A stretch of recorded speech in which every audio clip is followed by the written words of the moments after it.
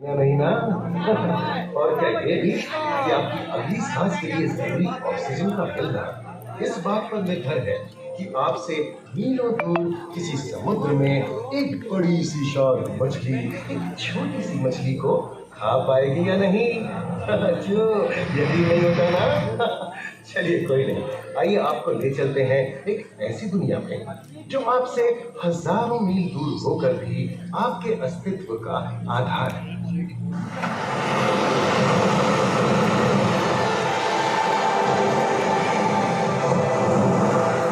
ये महासागर है, मीलों दूर तक फैला हमारे जीवन का केंद्र, जिसका पानी हर देश की सीमा से परे है। हमें सांस लेने के लिए जरूरी ऑक्सीजन का 50 से 80% इन्हीं समुद्रों के पानी से आता है। ये भी कह सकते हैं कि ये सागर एक विशाल संयुक्त परिवार की तरह है, जिसमें ये सभी जीव एक ही घर में रहते हैं, जैसे मछलियाँ, mollusc, dolphin, seal, walrus, crustacean, bacteria, समुद्री एनिमोनी और हाँ, ब्लू व्हेल भी, जो पृथ्वी का सबसे बड़ा जीव माना जाता है। और जंतु ही नहीं, इन समुद्रों में पौधों की भी लाखों प्रजातियां पाई जाती हैं। इन विशाल समंदरों का पानी हमारी पृथ्वी का लगभग 3/4 हिस्सा है। इस धरती पर 5 बड़े महासागर हैं: आर्कटिक, अटलांटिक, हिंद, प्रशांत और दक्षिणी महासागर। ये सागर इतने महत्वपूर्ण हैं कि इनका तापमान और लहरें दुनिया के हर हिस्से के मौसम पर असर डालते हैं, चाहे वो मौसम कितना ही खतरनाक क्यों ना हो। हमारी ही तरह पानी के नीचे पनपता हर जीवन सूरज की रोशनी पर निर्भर है। जी हाँ जनाब, सिर्फ ये जंतु, मछलियाँ, पेड़ पौधे ही नहीं, बल्कि बैक्टीरिया जैसे सूक्ष्म जीव भी सूरज से ऊर्जा पाकर खिलखिला उठते हैं। ये देखो मिस्टर ऊदबिलाव, कितने मजे ले रहा है। देखा इसे, अपने चेहरे की पोजीशन ऐसे बदल रहा है जैसे किसी स्पा में स्टीम ले रहा हो, लाते हुए सनबाथ ही ले ले। और ये जोकर मछली यानी क्लाउन फिश, ये तो गाना भी गाती है भाई, बिना किसी सुरताल। हाँ, ये रात समुद्री जानती है और कोई खतरा महसूस होने पर ये कभी मुस्कुराती है और कभी चहकती है। क्लाउन फिश है ना। और ये डॉल्फिन हमारे स्मार्टफोन से भी ज्यादा स्मार्ट है। ये अपनी आवाज का इस्तेमाल सोनार की तरह करके एकदम सही दिशा में तैरती और एक दूसरे को संदेश भेजती है। जी हाँ, ईमेल या व्हाट्सएप। मूंगा चट्टानें यानी कोरल रीफ दुनिया की सबसे विविध इकोसिस्टम्स में से है।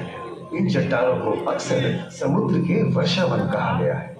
आई, समुद्र में वर्षा, अजीब बात है ना। अरे दरअसल इनका नाम इनके आसपास बसे इन जीवों की विविधता के कारण पड़ा है।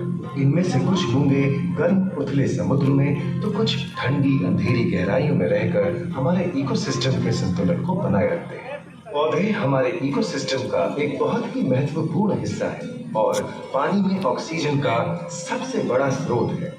इस नीले पानी में मौजूद बनाकर हमारा अस्तित्व बनाए रखता है।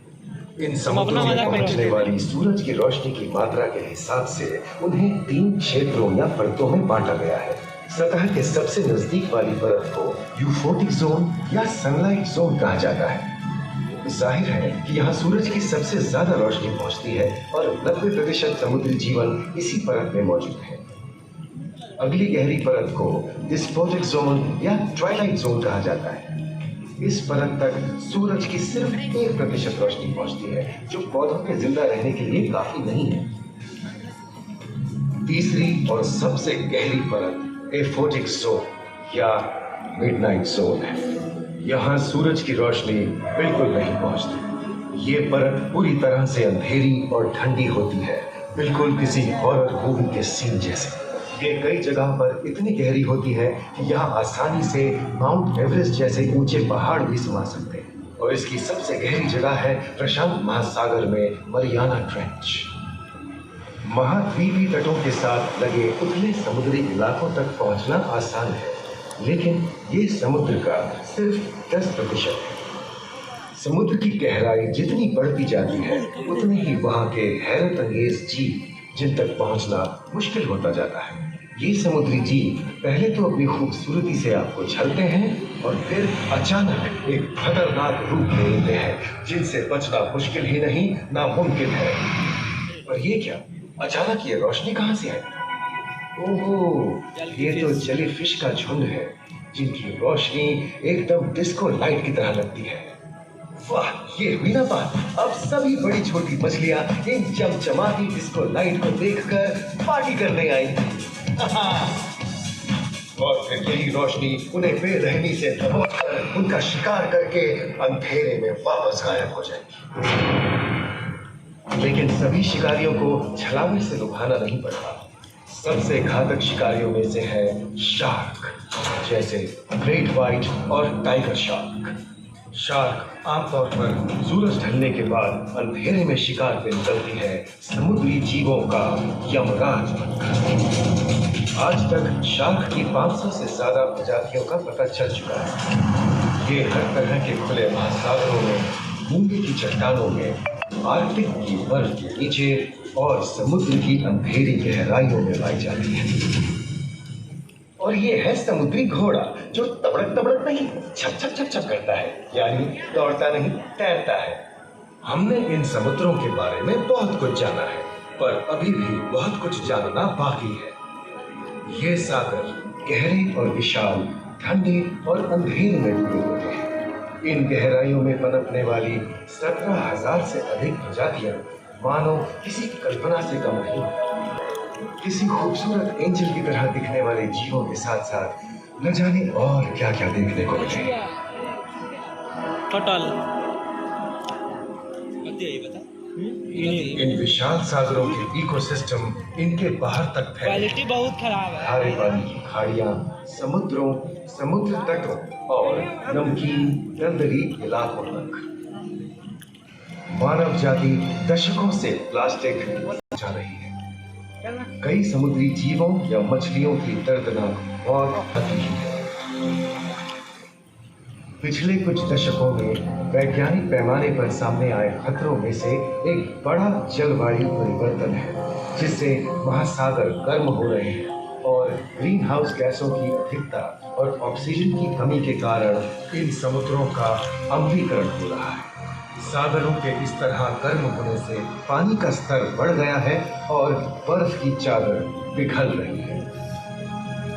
इस विनाशकारी बदलाव के परिणाम स्वरूप समुद्री जीवन खत्म हो रहा है और पूरे इकोसिस्टम के लिए ऐसे खतरनाक हालात हम ही पैदा कर रहे हैं।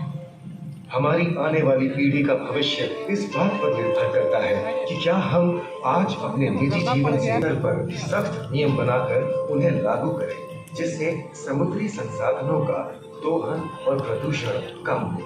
याद रखिए, बात हमारे अस्तित्व की है तो बदलाव की शुरुआत भी हमें ही करनी होगी।